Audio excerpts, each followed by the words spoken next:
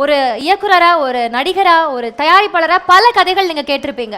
ஆனா அமரன் பண்ணணும் அப்படின்ற முடிவு எதுக்காக சார்? இது நிஜம், நமக்காக நிகழ்ந்த நிஜம். இந்த கதையை நீங்க சூஸ் பண்ணதுக்கு ரொம்ப ரொம்ப ரொம்ப நன்றி சார். இந்த கதையை நாங்கள் சூஸ் பண்ணோம்லாம் சொல்ல முடியாது.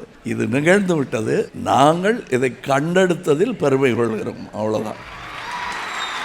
தேங்க்யூ.